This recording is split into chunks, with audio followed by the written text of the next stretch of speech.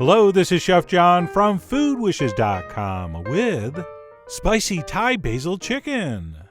That's right, I'm going to show you my take on what my favorite neighborhood Thai restaurant calls Pad Krao Pao Gai, although it sounds much better when they say it. Anyway, the name actually means fried holy basil chicken, which I always assumed meant they considered the basil sacred. But as it turns out, that's actually a specific variety of basil traditionally used in the dish. But either way, this is probably my all-time favorite Thai dish, and as you're about to see, it's fairly easy to pull off at home. So let's go ahead and get started with what we're calling the sauce, even though it's really more of a glaze. And we'll begin by adding a spoon of oyster sauce to this bowl. And yes, this dark, shiny, mysterious sauce is made with oysters, which is pretty much all I know about it. But hey, that's enough. And then to this, we're also going to add a little bit of soy sauce, as well as some Asian fish sauce.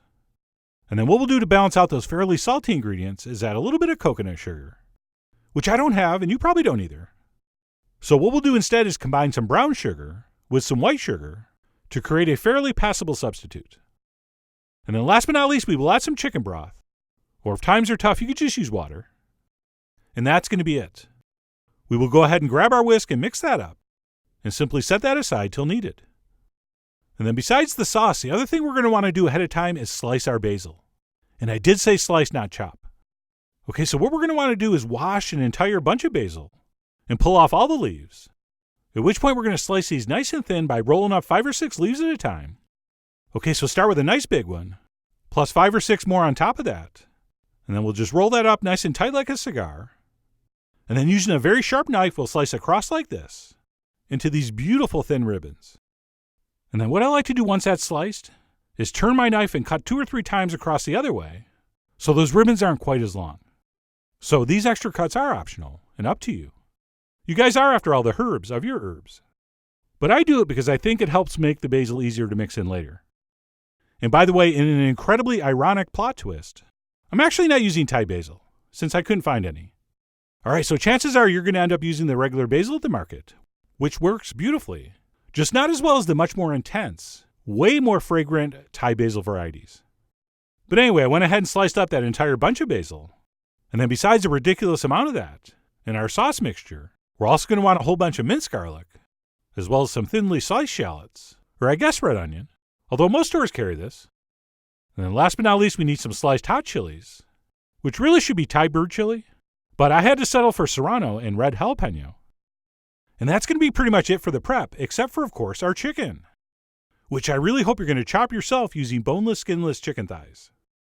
And what I like to do before chopping them with this nice heavy cleaver is pop those in the freezer for about 10 minutes to firm them up a little bit, which does make them easier to chop.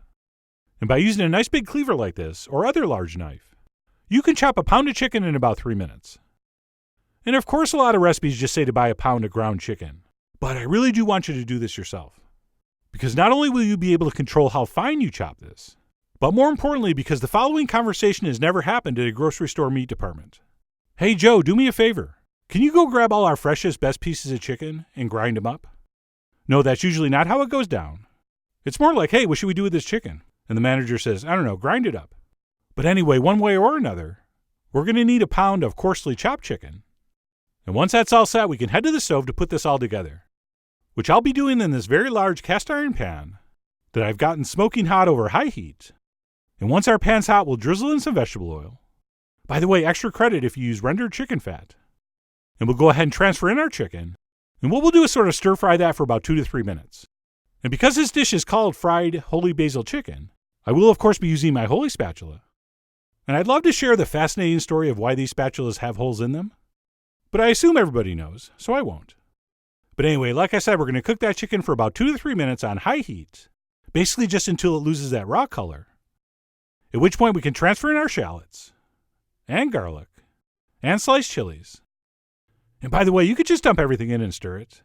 There was really no need to clear a spot in the center. That's just one of those things that looks like something you should do. But anyway, we're going to stir that in and continue cooking on high heat for another 2 minutes or so.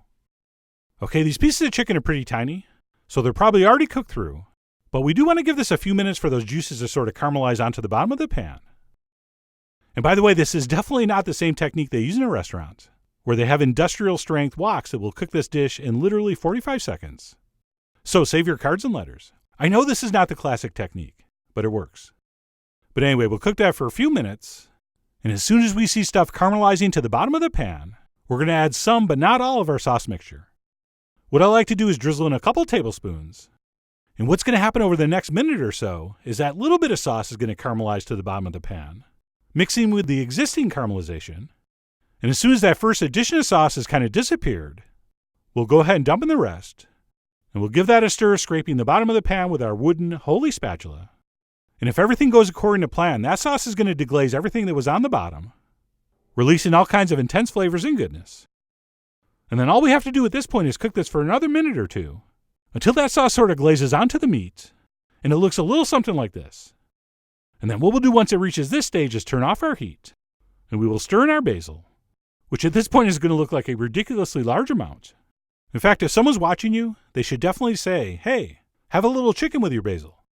We also would have accepted, "Holy basil, Batman."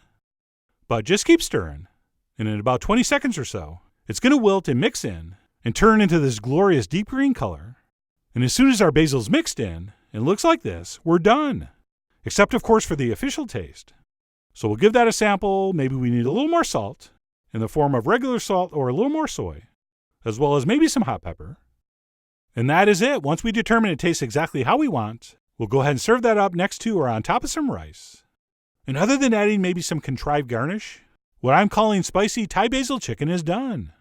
So let me go ahead and grab a spoon and dig in. And while I will admit this is better if you use the Thai basil, even using this regular standard basil, this stuff is incredible.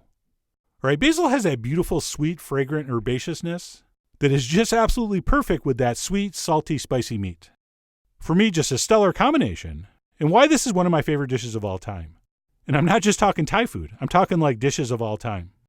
But wait, there's more. If you want, for an extra $1.50, we'll go ahead and top this with a fried egg, which my sources in Thailand say that's how you always get it if you order this on the street.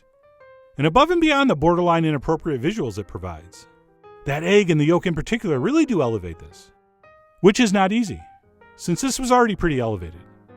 But anyway, that's it. My take on spicy Thai basil chicken. Whether you top this with an egg or not, I really do hope you give it a try soon. So head over to foodwishes.com for all the ingredient amounts and more info as usual. And as always, enjoy.